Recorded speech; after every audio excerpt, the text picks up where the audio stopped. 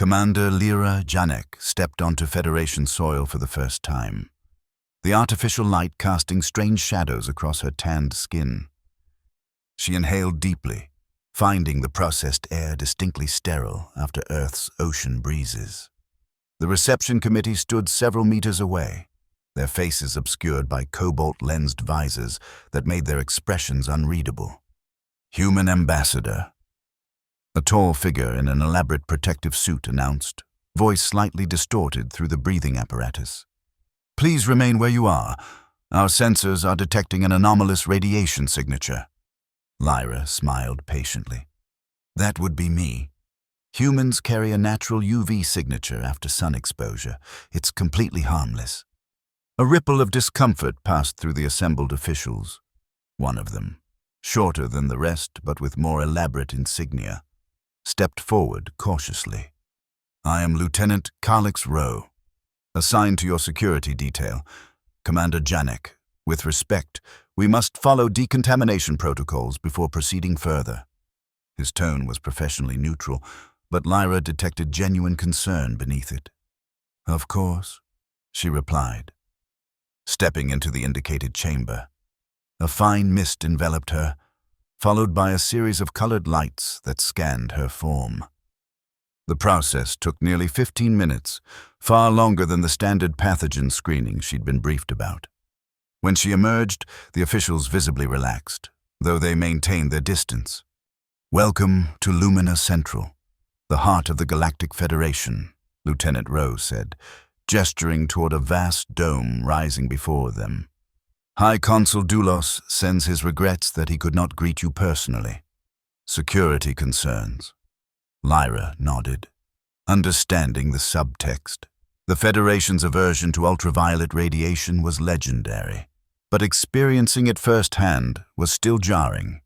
Her briefing materials had mentioned cultural differences regarding stellar radiation, but this bordered on phobia. As they approached the central dome, Lyra gazed upward. The massive structure gleamed with a pearlescent sheen, filtering the native star's light to remove all traces of ultraviolet. Inside, she knew, lived millions of Federation citizens who had never experienced unfiltered sunlight. The dome technology is remarkable, she commented, attempting to ease the tension. Earth has similar structures in our Arctic regions, though for temperature regulation rather than radiation filtering. Lieutenant Rowe seemed to appreciate her effort. The first domes were built over 3 centuries ago, when the great UV plague decimated 17 worlds. Without them, Federation civilization might have collapsed entirely. Lyra made a mental note to research this plague further. Earth's historical databases had mentioned a series of radiation-triggered epidemics, but nothing that would justify this level of precaution. They passed through a series of airlocks, each one scanning and neutralizing any potential UV contamination. Finally, they emerged into the breathtaking expanse of Lumina Central.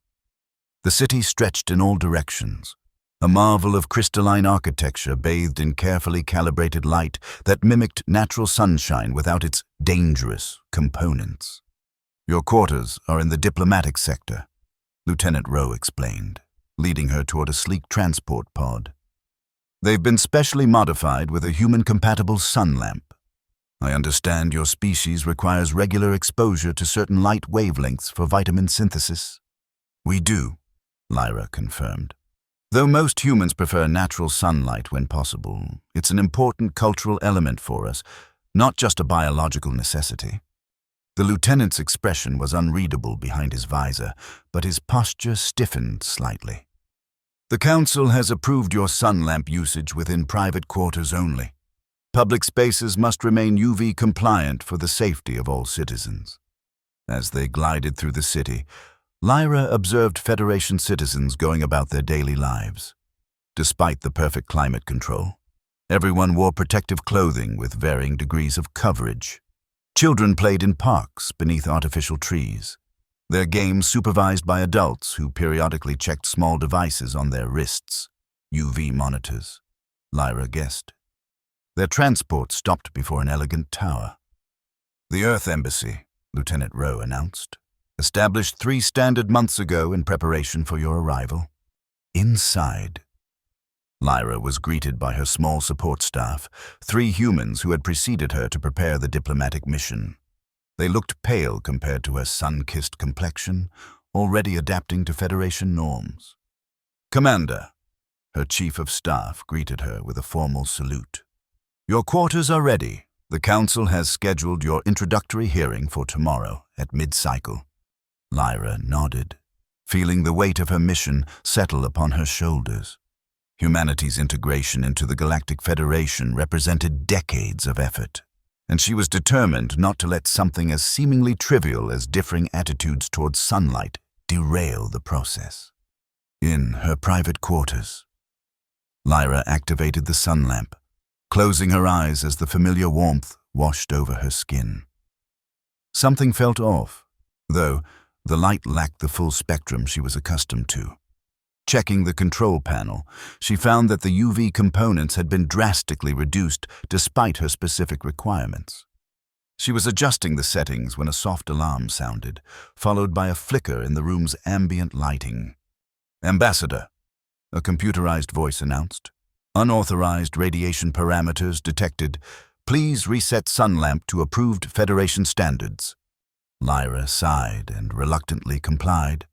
If she was going to change centuries of Federation dogma about ultraviolet light, she would need to proceed diplomatically. Tomorrow's council hearing would be her first opportunity to begin that process. The Federation Council chamber was a perfect hemisphere, its curved ceiling representing the protective dome that sheltered Federation civilization. Lyra stood at the center of the floor, feeling the weight of hundreds of eyes upon her. The council members sat in tiered rings, their faces obscured by ceremonial visors that seemed more symbolic than functional in this carefully controlled environment. High Consul Ramek Doulos occupied the central position in the uppermost tier. Unlike the others, his visor was slightly darker, and scars were visible on the exposed portions of his face and hands, evidence of some past trauma that Lyra suspected involved ultraviolet exposure. "Commander Lyra Janek," Doulos' voice resonated through the chamber. "The Federation welcomes Earth's first ambassador. Your species' technological achievements have earned you a place among the galactic community, despite certain biological anomalies." Lyra maintained her diplomatic smile. "Thank you, High Consul. Earth is honored to join the Federation and share our unique perspective." "Perspective is precisely what concerns us," Doulos continued. "Our intelligence suggests that humans not only tolerate ultraviolet radiation, but actively seek it out. Is this accurate?" Lyra had anticipated this question. "Yes, High Consul. Earth's primary star emits ultraviolet radiation as part of its natural spectrum. Human biology evolved alongside this radiation, developing protective mechanisms and even beneficial adaptations." Murmurs rippled through the assembly. Doulos raised a scarred hand for silence. "Adaptation is one thing. Ambassador, deliberately exposing oneself to a known carcinogen is quite another. Our reports indicate human beaches where citizens disrobe to maximize UV exposure. Some even apply oils to enhance absorption. Sunbathing is indeed a common recreational activity," Lyra acknowledged. "And yes, some humans use products to either enhance or block UV absorption depending on their skin pigmentation and desired outcomes. It's both cultural and physiological. Moderate UV exposure triggers vitamin D synthesis and releases endorphins that improve mood." A council member in the second tier leaned forward. "You speak of poison as if it were medicine, Ambassador." "With respect," Lyra countered. "The same could be said of many substances. Dosage and context determine whether something heals or harms. Humans have coexisted with ultraviolet light for our entire evolutionary history." High Consul Doulos' expression hardened. "The Federation has not survived for millennia by embracing poisons, regardless of dose. The great UV plague taught us the cost of such carelessness." Lyra saw her opening. "If I may, High Consul, I've prepared a cultural exchange proposal that might help bridge our different perspectives. Earth would like to host a symposium on human UV traditions, including our artistic expressions that utilize ultraviolet light. The chamber erupted in voices, some curious, others alarmed. Doulos silenced them with a gesture. Art? Using ultraviolet radiation. His tone suggested she had proposed using toxic waste as a painting medium. Yes, Lyra confirmed. Particularly during our solstice celebrations. Temporary sculptures that reveal hidden patterns and colors when viewed under UV light. Body paintings that tell stories through luminescence. Dance performances where performers and audience connect through shared light experiences. Preposterous, Doulos declared. Such exhibitions would require suspending safety protocols. It cannot be permitted. Lyra had expected resistance but was surprised by the absolute rejection. Perhaps a modified demonstration, with appropriate safety measures for Federation observers. Before Doulos could respond, another council member, one whose protective garments seemed more elaborate than the others, spoke up. I am curious about these artistic applications. Perhaps a limited exhibition could be arranged, with proper containment. Lyra recognized the speaker from her briefings. Dr. Sva Telen, representative of a minor Federation species rumored to have higher UV tolerance than most. The elaborate garments weren't protective gear, but ceremonial robes that hinted at cultural significance beyond mere radiation shielding. Doulos turned toward Dr. Telen, a subtle tension evident in his posture. The UV Policy Council has not approved any cultural exemptions. Dr. Telen, your personal interests do not override Federation safety protocols.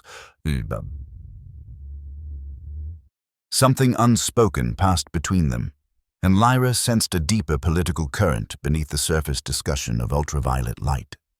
The brief exchange confirmed her suspicion that Federation attitudes toward UV were not merely scientific but ideological, perhaps even religious. I propose a compromise, Lyra interjected smoothly. A small-scale demonstration, using only the mildest UV spectrum, in a controlled environment with optional attendance. Those interested in human culture could observe safely. Those concerned could abstain entirely. Doulos considered this, his scarred fingers drumming against the council table. Submit a detailed proposal with all safety parameters for review. The council will consider your request. His tone suggested the consideration would not be favorable. As the session concluded, Lyra felt she had gained little ground. The Federation's UV phobia ran deeper than she had anticipated. As she was escorted from the chamber, she noticed Dr. Telen watching her with an intensity that suggested more than casual interest. Lieutenant Rowe fell into step beside her as they exited. That went better than expected, he commented quietly. Did it? Lyra asked, surprised. The High Consul actually considered your proposal instead of dismissing it outright. That's unprecedented for UV-related requests. Lyra studied the lieutenant's face, trying to read his expression behind the ever-present visor. Lieutenant, how representative are the Council's views? Do all Federation citizens fear ultraviolet light so intensely? Rowe glanced around before answering, his voice dropping further. Official doctrine and private opinion don't always align. Ambassador, some questions are better discussed in more secure settings. Before Lyra could press further, they were approached by Dr. Telen, whose elaborate robes seemed to shimmer subtly under the dome's filtered light. Ambassador Janek, Dr. Telen greeted her, voice melodious with an accent Lyra couldn't place. Your proposal intrigues me. Perhaps we might discuss it further. I have some expertise in cross-cultural adaptations that might prove useful. Lieutenant Rowe stiffened beside her, but Lyra nodded graciously. I would welcome your insights, Dr. Telen. Excellent. I host a cultural salon for off-world diplomats. Perhaps you would honor us with your presence? Tomorrow, after final light dim. Lyra agreed, noting the lieutenant's subtle tension. As Dr. Talon departed, Rowe leaned closer. "Be careful, Ambassador. Dr. Talon represents progressive elements within the Federation.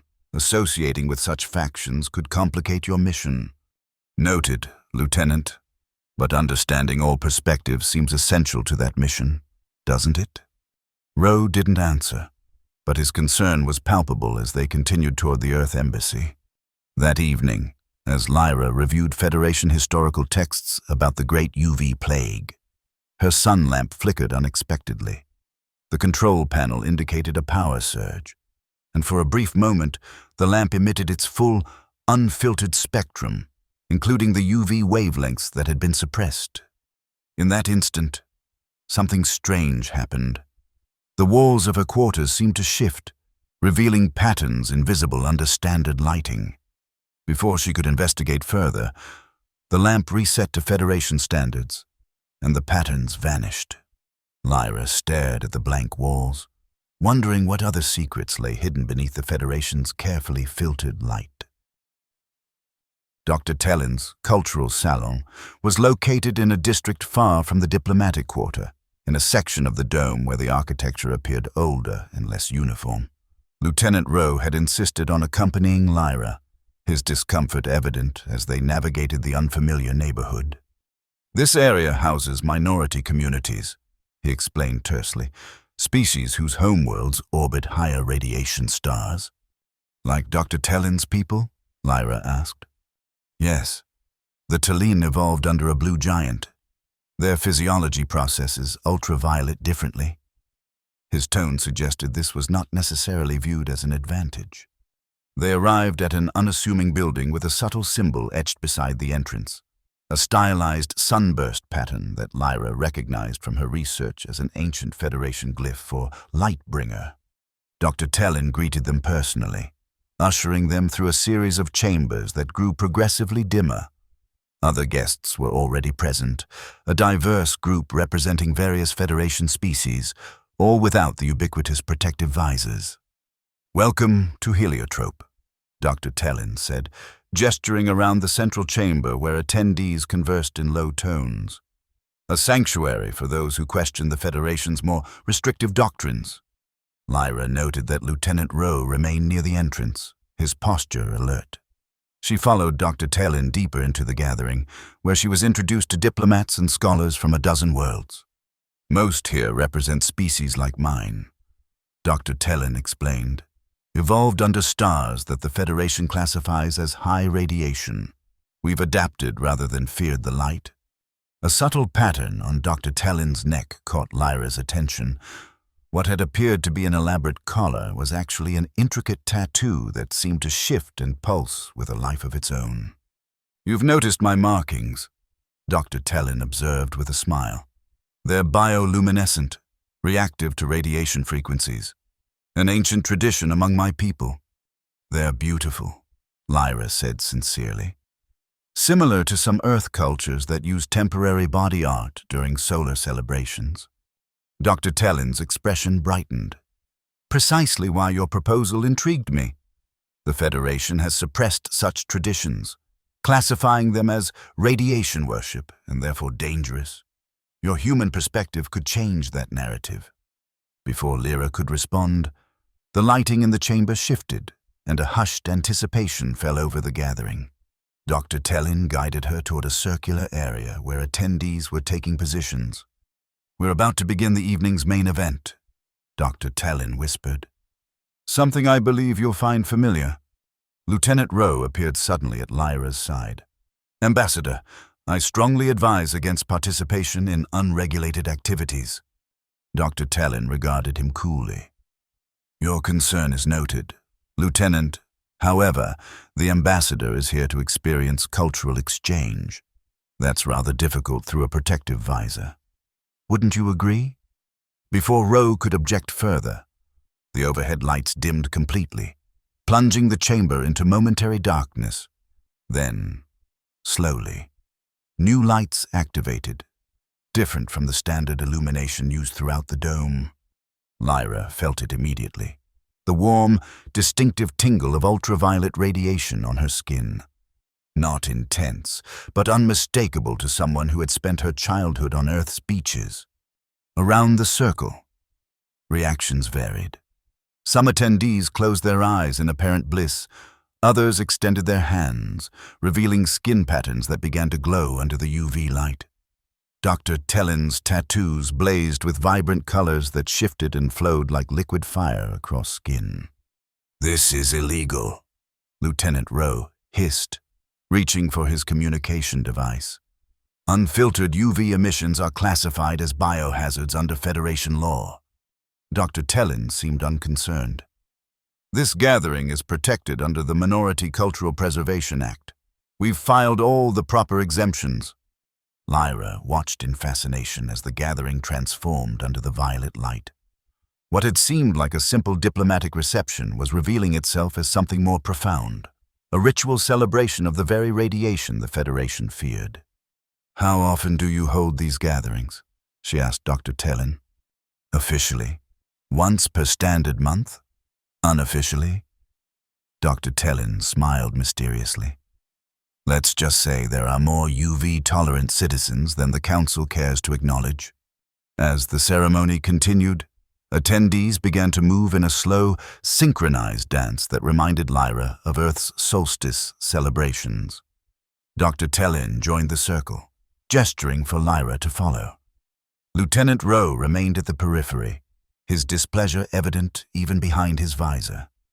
Lyra noted that he was recording the proceedings with a discreet device partially concealed in his sleeve. The dance grew more elaborate, with participants revealing hidden patterns on clothing and skin that became visible only under the ultraviolet light. Dr. Tellin moved with particular grace, the bioluminescent tattoos creating trails of light that seemed to hang in the air momentarily. "This is why we were interested in your arrival," Dr. Tellin explained during a pause in the dance. "Humans are the first major species to join the Federation who openly celebrate UV radiation rather than fearing it. You validate what we've argued for generations, that the Federation's policies are based on cultural trauma, not scientific necessity." Lyra considered this. "The Great UV Plague was real, though, wasn't it?" "Oh yes," Dr. Tellin acknowledged. "A genuine catastrophe. But the Federation's response was disproportionate, like banning water because someone once drowned. UV radiation is fundamental to stellar life. Rejecting it entirely creates imbalance." As the ceremony concluded, Lyra noticed several participants regarding her with hopeful expressions. She realized she had inadvertently become a symbol for their cause, a representative of a powerful new Federation member that might legitimize their position. The implications were both encouraging and concerning. While she personally agreed with Dr. Tellin's perspective, her diplomatic mission required building bridges with all Federation factions, including the conservative majority represented by High Consul Doulos. As they prepared to leave, Dr. Tellin took her aside. "Commander Janek, your cultural exchange proposal presents an opportunity. If you're willing, we could collaborate on a more impactful demonstration." "What did you have in mind?" Lyra asked cautiously. "My people have portable environmental projectors, technology that creates safe, controlled UV environments. Combined with your Earth traditions, we could host an authentic human beach festival right here on Lumina." The idea was bold, potentially transformative, and politically explosive. Lieutenant Rowe, overhearing the suggestion, intervened immediately. "Absolutely not. The security implications alone would be disastrous. The High Consul would never approve such an event." Dr. Tellin's expression hardened slightly. "The High Consul's approval isn't necessarily required. Cultural exchange events fall under diplomatic jurisdiction. If Earth officially sponsors it..." Lyra raised a hand to pause the developing argument. "I appreciate the suggestion. Dr. Tellin, let me consider it carefully. This is precisely the kind of bridge building I hope to facilitate, but timing and approach are crucial." As they departed Heliotrope, Lieutenant Rowe maintained a tense silence until they were safely aboard the transport back to the diplomatic quarter. "Ambassador, I must formally advise against further association with Dr. Tellin's faction, he finally said. They're considered extremists by Federation security services. Extremists? Lyra questioned. For using UV lights in a private gathering? It goes beyond that. The UV-tolerant movement has political objectives that conflict with core Federation values. Some factions have been linked to sabotage of dome filtering systems. Lyra studied him skeptically. And Dr. Tellin is involved in such activities? I'm not at liberty to discuss specific security intelligence, Rowe replied stiffly. But I am required to report tonight's events to my superiors. Including your unauthorized recording, Lyra asked pointedly. The lieutenant stiffened. Standard security protocol for diplomatic personnel in restricted zones? Lyra sighed. Lieutenant, I understand your concerns, but my mission requires engaging with diverse perspectives, not just the official narrative. Dr. Tellin represents a viewpoint shared by many Federation citizens, whether the Council acknowledges it or not. And High Consul Doulos represents the security of billions, Rowe countered.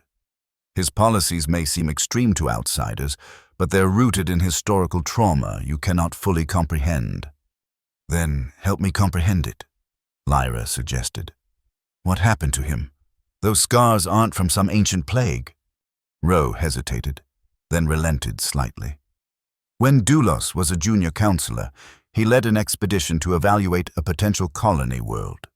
Standard protocol was breached, and several team members were exposed to unfiltered sunlight. Most recovered, but Doulos, the damage was extensive. He lost family in the incident. I'm sorry to hear that, Lyra said sincerely. Personal trauma often shapes political views. All the more reason for gentle education rather than confrontation. As they arrived at the Earth Embassy, Rowe seemed conflicted. Ambassador, off the record, I respect your mission and your species' unique perspective, but the Federation's UV policies aren't simply administrative hurdles to overcome. They're deeply ingrained beliefs supported by centuries of cultural reinforcement. All the more reason they should be examined, Lyra replied. Not dismantled overnight, but gradually reassessed in light of new evidence. Isn't that the purpose of the Federation? To share knowledge and grow together? Rowe didn't answer, but his silence felt less hostile than before. As Lyra entered her quarters, she pondered the evening's revelations. The Federation's relationship with ultraviolet light was more complex than she had imagined. Not merely a scientific precaution, but a cultural dividing line with political implications. Her sun lamp awaited, its setting still locked to Federation standards. Tonight, however, she felt less frustrated by the limitation. Dr. Tellin's gathering had satisfied her biological need for UV exposure and, more importantly, had revealed potential allies for her mission. As she prepared for sleep, Lyra began drafting a revised cultural exchange proposal, one that would incorporate Dr. Tellin's suggestion of a beach festival, but with sufficient safety measures to address the Council's concerns. It would be a delicate balance, but finding such balances was precisely why she had been chosen as Earth's first ambassador. 3 standard weeks later, Lyra stood on synthetic sand beneath a temporary dome erected in Lumina Central's largest public park. The special environmental projectors provided by Dr. Tellin's people hummed softly, creating a controlled space where filtered ultraviolet light, mild by Earth standards but revolutionary by Federation norms, bathed the enclosed area in a gentle violet glow. The Earth Beach Festival had been approved by the Council after extensive negotiations. With strict conditions, attendance was voluntary. Multiple warning signs surrounded the area, and emergency medical personnel stood by. Additionally, all participants were required to sign liability waivers acknowledging the experimental nature of the event. Despite these precautions, the festival had drawn an impressive crowd. Federation citizens moved hesitantly at first, many still wearing their protective visors, despite the minimal UV levels. Human embassy staff demonstrated typical beach activities, building sand sculptures, playing volleyball, and simply relaxing on towels beneath the artificial sky. A remarkable achievement. Ambassador, Dr. Tellin commented, appearing beside Lyra. The doctor's bioluminescent tattoos glowed subtly in the UV light, creating patterns that seemed to dance across exposed skin. Few believed the council would approve this event. High Consul Doulos nearly vetoed it, Lyra admitted. Lieutenant Rowe was surprisingly helpful in securing the final approval. I think our conversation affected him more than he let on. Dr. Tellin surveyed the gathering crowd with satisfaction. The lieutenant has been observing our movement for some time. Perhaps he's finally recognizing the inconsistencies in Federation doctrine. Across the enclosure, Lyra spotted Rowe monitoring the proceedings, his expression unreadable behind his visor. Unlike most security personnel who remained outside the UV zone, he had chosen to enter, though still fully protected. More Federation citizens were arriving, drawn by curiosity despite official cautions. Most remarkable were the families with children. Parents carefully explaining the experience while youngsters gazed in wonder at the violet-tinged light filtering through the dome. Ambassador Yannick, a familiar voice interrupted her observations. Lyra turned to find High Consul Doulos, himself standing at the edge of the UV zone, his protective gear more elaborate than usual. I decided to observe your experiment personally. High Consul, Lyra greeted him, genuinely surprised. Your presence honors us. Would you care to enter and experience the full demonstration? Doulos regarded the glowing dome with evident discomfort. I'm here to ensure compliance with safety protocols, not to participate in radiation exposure. Dr. Tellin approached, offering a formal bow that barely concealed a provocative smile. High Consul, surely a brief visit poses no risk. The levels are well below even the Federation's conservative thresholds. A subtle tension crackled between them, and Lyra sensed again the undercurrent of political conflict beneath their personal interaction. Dr. Tellin, Doulos acknowledged stiffly. I see you found another platform for your advocacy. Before the exchange could grow more heated, excited murmurs swept through the crowd. At the center of the enclosure, several human embassy staff had unveiled a special demonstration, sand sculptures embedded with UV-reactive minerals that now glowed with vibrant colors under the special lighting. Children pointed in delight as patterns emerged that had been invisible under standard illumination, marine creatures from Earth's oceans, stars and planets, and fantastical beings that seemed to come alive in the violet light. A harmless parlor trick, Doulos commented dismissively. Is it? Lyra countered gently. Or is it a demonstration that beauty sometimes requires seeing beyond our customary spectrum? That what appears blank in filtered light can contain unexpected wonders when viewed differently?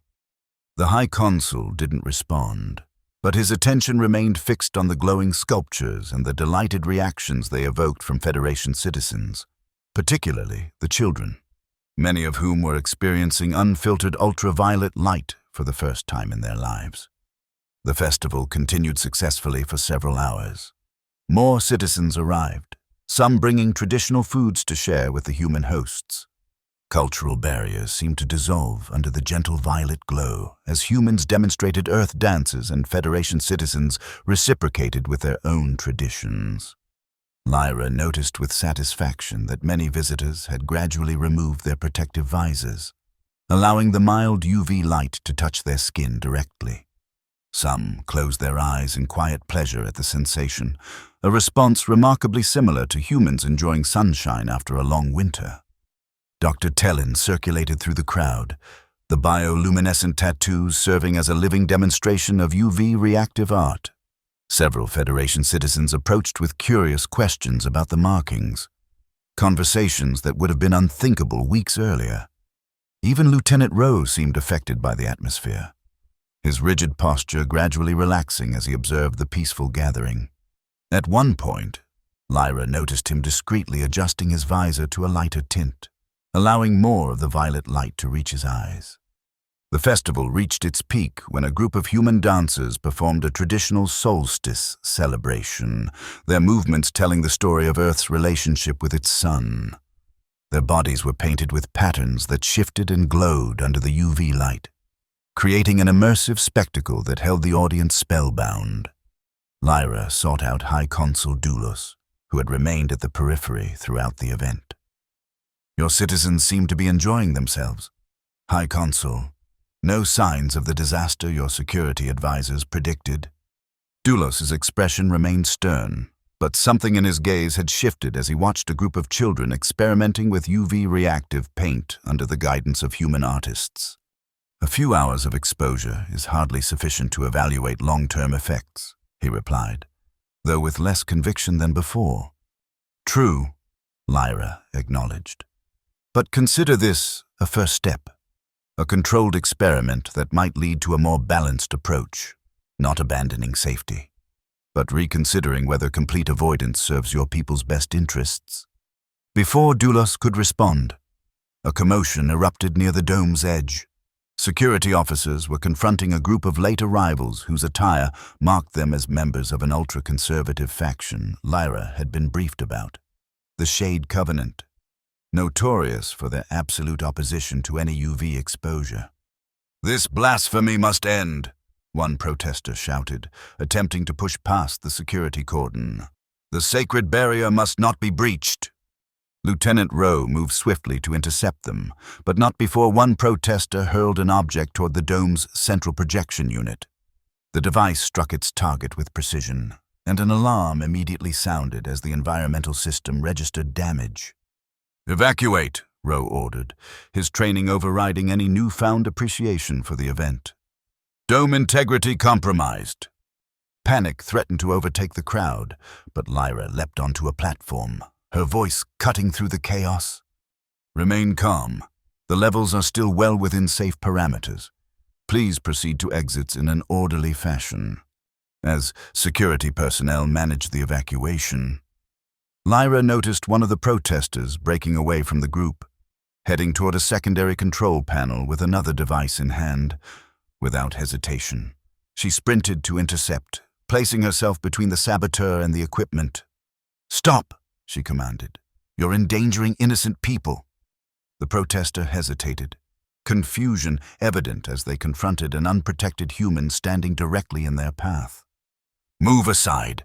The radiation must be contained before it poisons everyone." "Look at me," Lyra insisted, extending her bare arms. "I've lived with ultraviolet light my entire life. It hasn't poisoned me. It's part of my world, my culture, my biology." Security officers surrounded them, but the momentary confrontation had been witnessed by many evacuating attendees, including High Consul Doulos.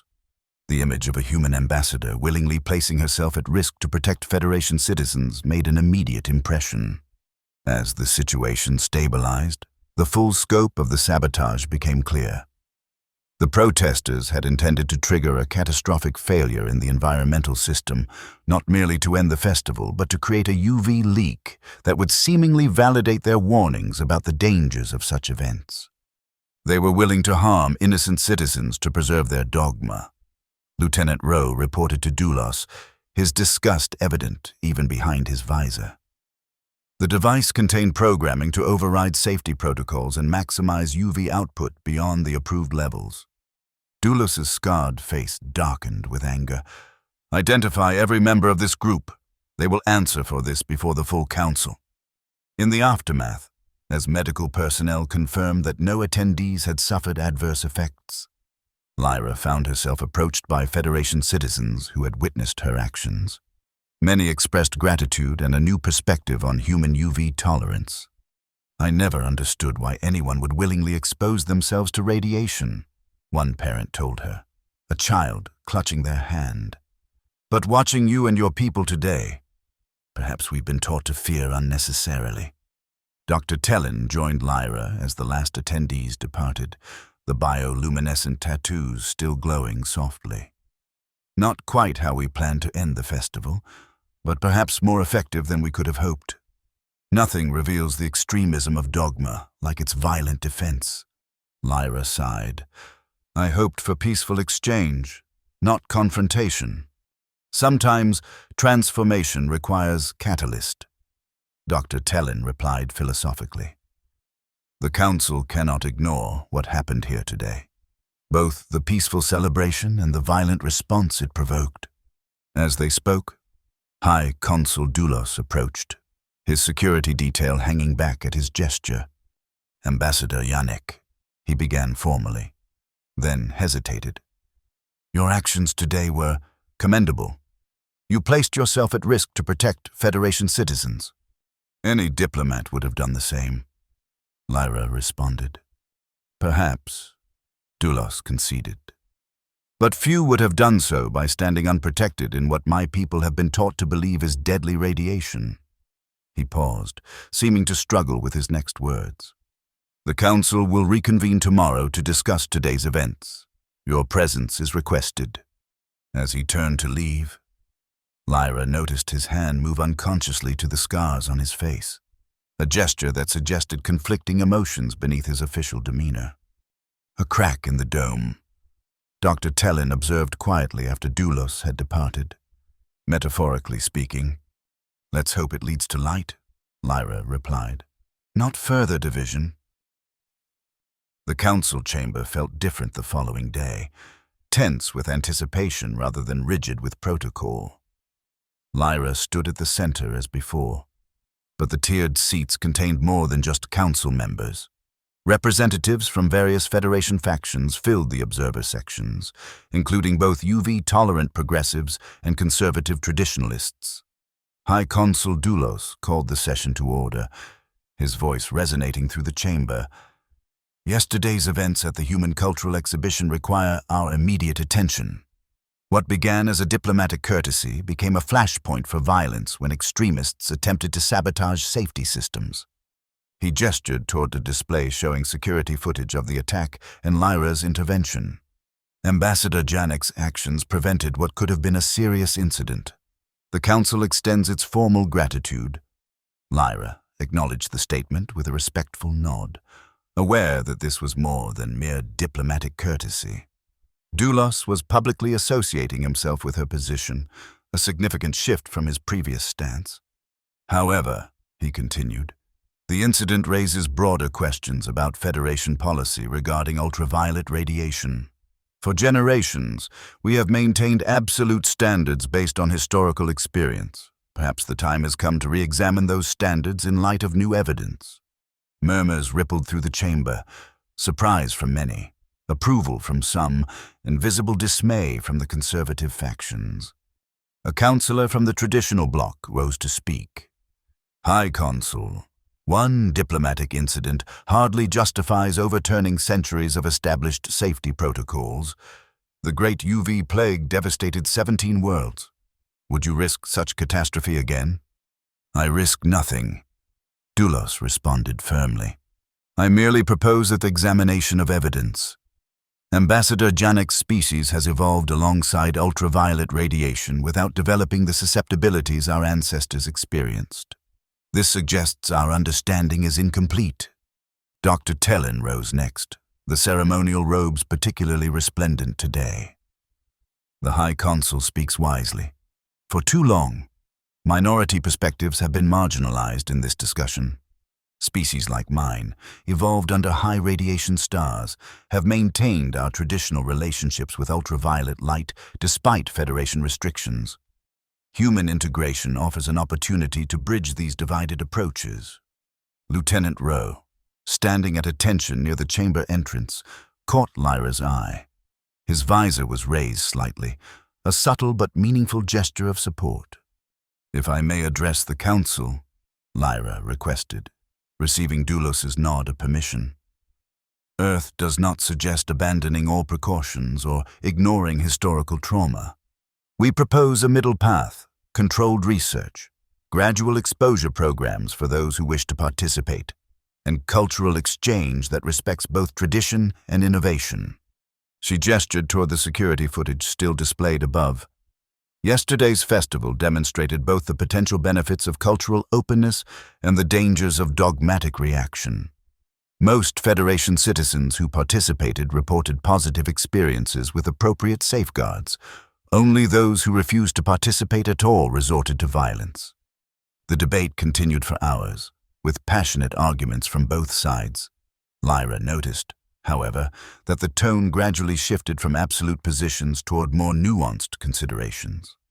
Several counselors who had initially opposed her cultural exchange now expressed interest in controlled research programs. As the session approached its conclusion, High Consul Doulos rose for the final address.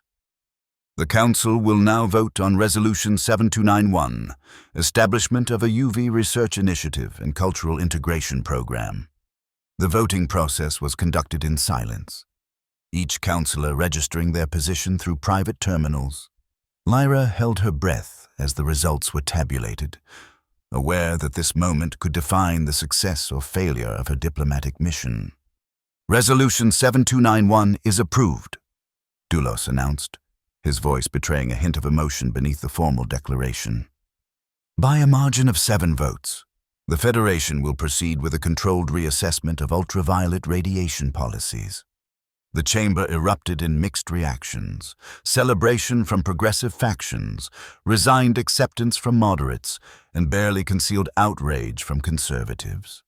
Through it all, Doulos maintained his composure, though Lyra noticed his hand again moving unconsciously to the scars on his face.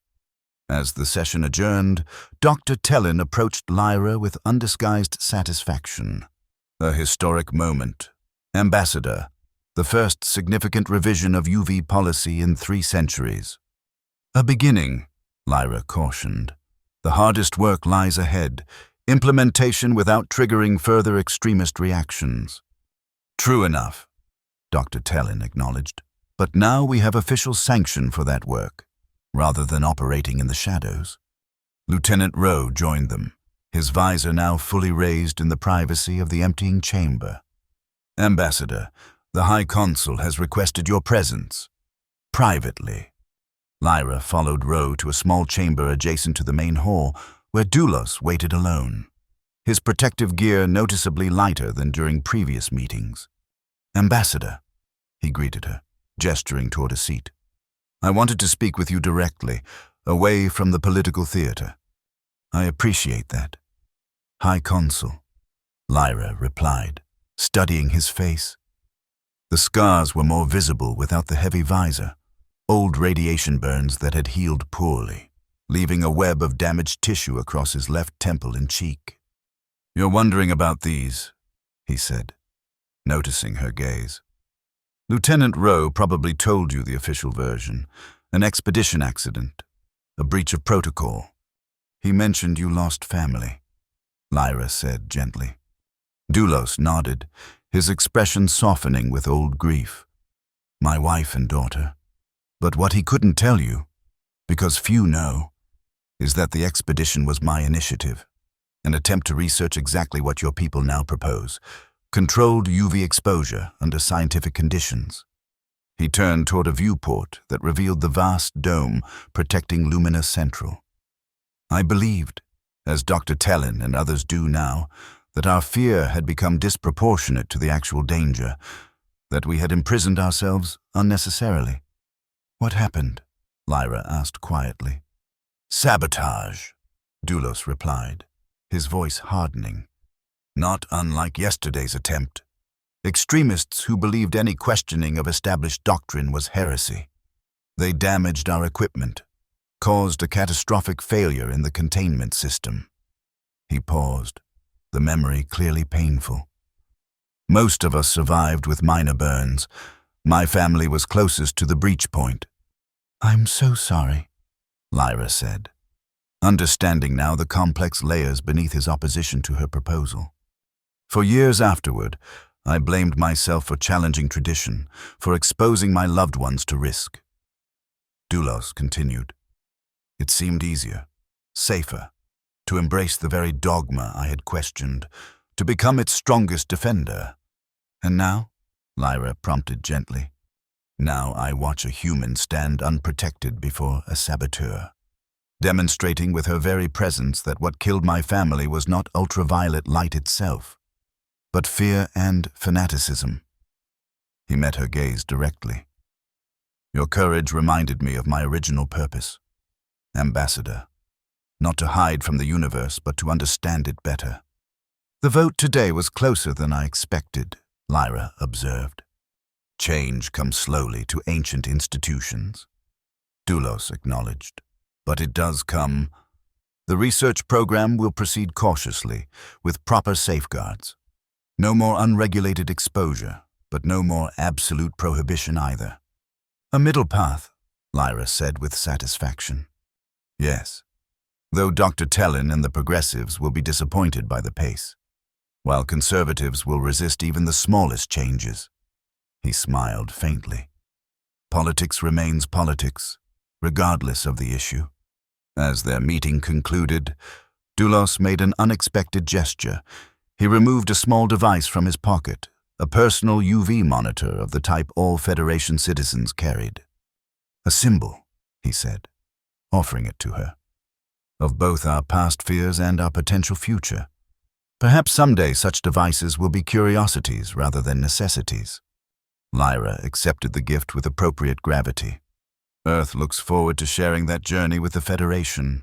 High Consul. 6 standard months later. Lyra stood on the observation platform atop the Earth Embassy, gazing up at luminous Central's vast dome. The afternoon sunlight filtered through as always, but with a significant difference. A small section near the apex now incorporated a new material that allowed carefully calibrated ultraviolet wavelengths to pass through. The Sun Garden below this modified section had become one of the city's most popular attractions. Federation citizens could experience genuine, unfiltered sunlight in a controlled environment, with medical monitoring and time restrictions to prevent overexposure. Quite a view, Lieutenant Rowe commented, joining her at the railing. Like many security personnel, he had gradually adapted to lighter protective gear, his once mandatory visor now replaced by simple filtering glasses. I never expected to see this much progress so quickly, Lyra admitted. The research initiative has exceeded all projections. Don't underestimate the power of novelty, Rowe replied with a smile. After centuries of prohibition, experiencing something forbidden becomes irresistible to many. Below, the garden was filled with visitors. Most remarkable were the children, playing freely in the gentle UV light without the fear their parents had been raised to feel. Federation scientists monitored the area constantly, collecting data on exposure effects across different species. High Consul Doulos is visiting today, Rowe mentioned casually. 3rd time this month. Lyra nodded, unsurprised. Doulos had become an unexpected champion of the research initiative, lending his considerable political authority to protect it from conservative backlash. His personal journey from victim to advocate had resonated throughout Federation society, encouraging others to reconsider long-held beliefs. And Dr. Tellin, she inquired. Conducting another cultural workshop, Rowe reported. Bioluminescent art has become quite fashionable. The waiting list for tattoo procedures extends months now. Lyra smiled at this development. What had once been considered a fringe practice associated with radiation worshippers was transforming into a respected art form, creating another bridge between different Federation cultures. As they watched, a new group entered the garden, distinctive in their formal attire and ceremonial posture. Representatives from 17 worlds, the descendants of those most devastated by the great UV plague, performing a ritual that would have been unthinkable months earlier. The memorial reconciliation, Rowe explained, seeing Lyra's questioning look. Honoring their ancestors while embracing new understanding, Doulos suggested it, a way to respect historical trauma without being imprisoned by it. The ceremony was beautiful in its simplicity. Each representative carried a crystal vessel containing soil from their home world. As they entered the unfiltered sunlight, they opened these vessels, allowing the UV rays to touch the ancestral earth. Seeds planted in this soil would be returned to their worlds. symbols of renewed relationship with the light their ancestors had feared. "Commander Janek," a voice called from behind them. Lyra turned to find a Federation diplomatic courier. "Message from Earth Central Command. Your rotation as ambassador is nearing completion. They request your preferences for your next assignment." Lyra accepted the communication tablet, her mind already weighing possibilities. Her mission had succeeded beyond expectations, laying groundwork for deeper integration between Earth and the Federation. Returning home would mean promotion, recognition, and leaving the transformation still unfolding here. "You're considering staying?" Ro observed perceptively once the courier had departed. "Is it that obvious?" Lyra asked with a rueful smile. "Only to someone who's watched you build this from nothing," he replied. "The work isn't finished." Below them, High Consul Doulos had arrived at the garden, moving among the visitors with an ease that would have been impossible months earlier. Though he still bore the scars of his past trauma, his protective gear was now minimal, a symbolic statement of his personal journey from fear to cautious embrace. "No," Lyra agreed. "It isn't finished, but perhaps it's entered a new phase that requires different perspectives." She gestured toward the garden, where Federation citizens were instructing human visitors in their traditional ceremonies, while humans demonstrated Earth's solar celebrations. "Cultural exchange flows both ways now. My successor might bring fresh ideas to build on this foundation." "And you?" Ro asked. Lyra's gaze returned to the modified dome section, where engineers were preparing to expand the UV-permeable area. "I've been invited to join the Federation Research Council as Earth's representative, focusing specifically on cross-species adaptations to different radiation environments. Working with Dr. Tellin, I presume?" Ro commented with knowing amusement. "Among others," Lyra acknowledged. "The Council is establishing research outposts on several UV-rich worlds that were previously considered uninhabitable. Dr. Tellin's people have valuable expertise for such environments." Their conversation was interrupted by a notification on Ro's communication device. "Speaking of your potential successor," he said after checking the message, "Earth has nominated their candidate. Arrival expected within the month." "So soon?" Lyra hadn't anticipated such a rapid transition. "The Federation Council requested acceleration of the process," Ro explained.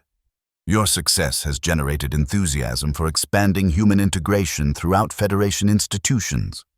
Lyra felt a complex mixture of pride and bittersweet nostalgia.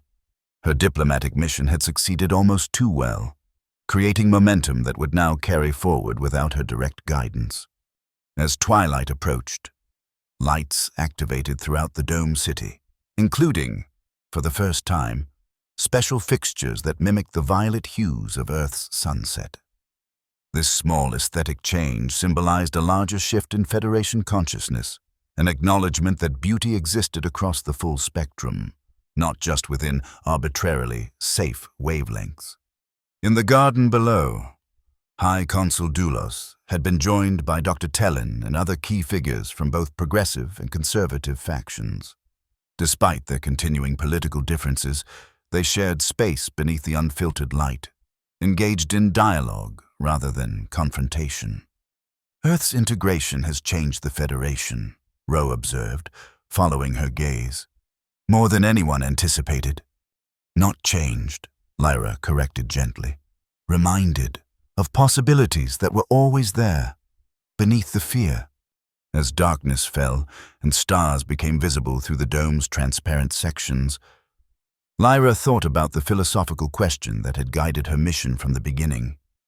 Must we shun what we do not understand, or can wonder and celebration become the path to unity?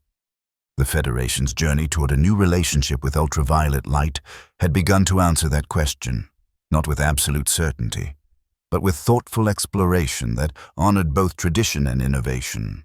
Fear was giving way not to recklessness, but to balanced understanding, creating space for diverse perspectives to coexist.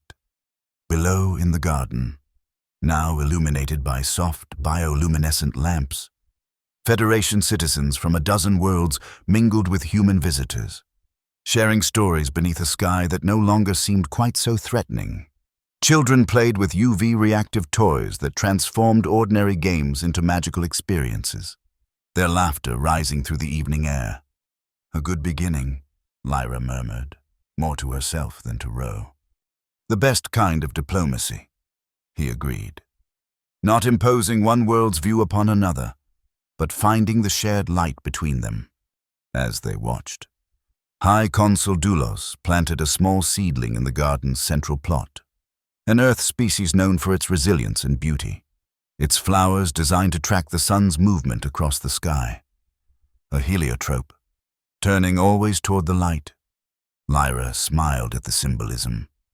Whatever her next assignment, whatever challenges lay ahead for the Federation's continuing evolution, this moment represented the essence of her mission, not to erase differences between worlds, but to celebrate them, not to fear the unknown, but to explore it together. Beneath the violet light of a star no longer completely filtered, two civilizations had begun a journey toward a deeper understanding, not just of ultraviolet radiation, but of the infinite spectrum of possibilities that existed when fear gave way to wonder.